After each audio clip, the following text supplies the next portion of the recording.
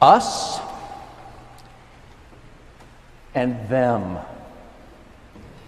It's the oldest story in the world, isn't it? It's certainly a story that I have heard over and over and over and over and over and over again in many different forms and even in many different languages. The protagonists and the antagonists are often different, but the story structure is always the same. There's us and there's them. There's one version that goes like this. There's us and there's them, and there is an insurmountable barrier of some kind. A wall, usually, but sometimes it's a fence. The point is that whatever it is, it's really hard to get over it. And one group, sometimes it's us, sometimes it's them, depends on who's telling the story. One group tries to get over the insurmountable obstacle, but they can't. Not because it's insurmountable, but because every time one of them climbs just a little bit higher, the rest pulls them back down. So it goes over and over and on, one or two rising up only to be yanked down by the rest. And this is because, the moral goes, that this group is super competitive, individualistic, selfish, believes that only I deserve to get to the top, and so they pull everybody else down. The other group, again, sometimes it's us, sometimes it's them, approaches the insurmountable obstacle completely differently. They help one another. They provide footholds for those above them. They reach down to those below and lift them up. When a few do make it to the top, they don't crow in triumph and push the rest off. They reach back down and help others get to the top as well. And soon everyone has conquered this insurmountable obstacle together.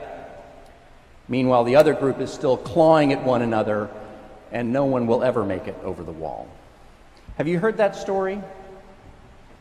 Have you lived that story? Both versions of it? I certainly have at times in my life. Teacher, we saw someone casting out demons in your name, but they were not with us, so we yanked them down off the wall. And I imagine Jesus doing one of those Jean-Luc Picard face palms before saying, why? Why do you insist on putting stumbling blocks in front of everyone? In case I haven't made this clear, you can't do this by yourself. No one can. We need each other to accomplish anything. And we have to help each other so that everyone gets over all of the insurmountable obstacles that face us. The wardens, Brad and Carrie and I, have been handwriting notes on all of the annual stewardship letters that will go out this week. The Stewardship Committee this year has chosen Celebrate Community and Connection as our theme. So in the coming weeks, you'll receive not only this letter, wonderfully composed by the Stewardship Committee, but you'll also hear brief testimonials from several parishioners, and this year you'll also be getting short, weekly email reminders with infographics focused on the many, many things that we have been able to continue even through the pandemic. The online small groups that have continued to meet, the property projects that we've completed, the amazing generosity for outreach to the unhoused and the food insecure that we've been able to do, the new family ministry projects, and of course, the worship that has sustained us through it all.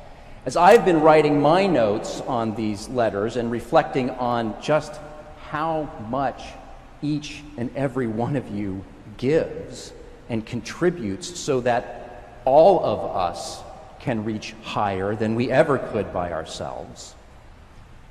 There's been times when I have been actually a little overwhelmed by how true this gospel message is.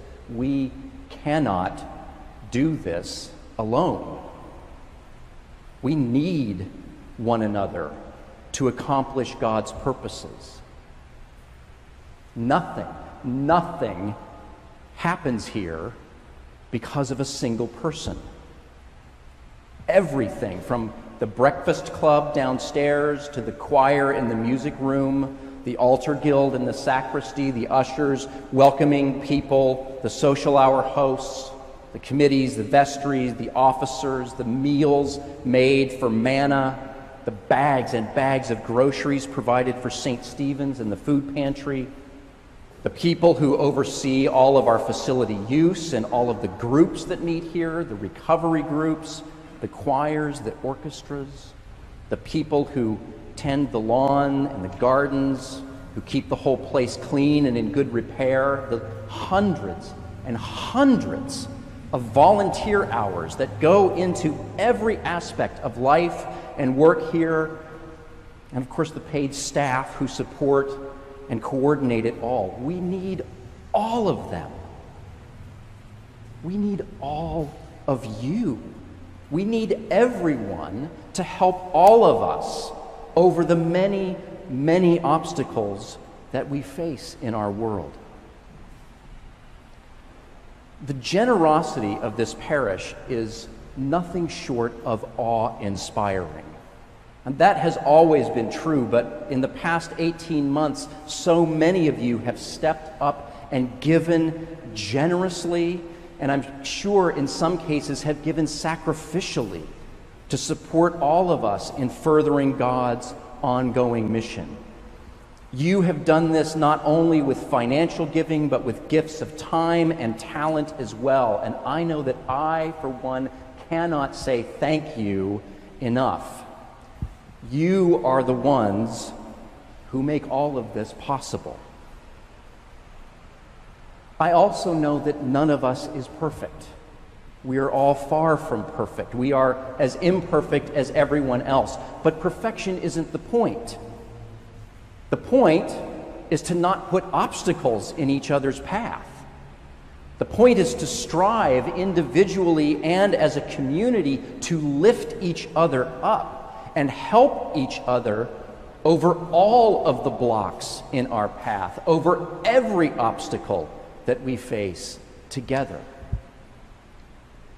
So as you begin to prayerfully consider your financial commitment to All Saints for 2022, as you read the letters and the emails that come in, please take some time and reflect on all that has been done for the sake of this community, for the sake of the wider community, for the sake of the gospel. Reflect on how we have changed and grown over the past 18 months, and imagine where we can be with God's guidance 18 months from now. Listen for where God is calling us with expanded ministries to children and youth, with an ever-growing online presence, a deepened commitment to the work of justice and dismantling racism, to feeding the hungry.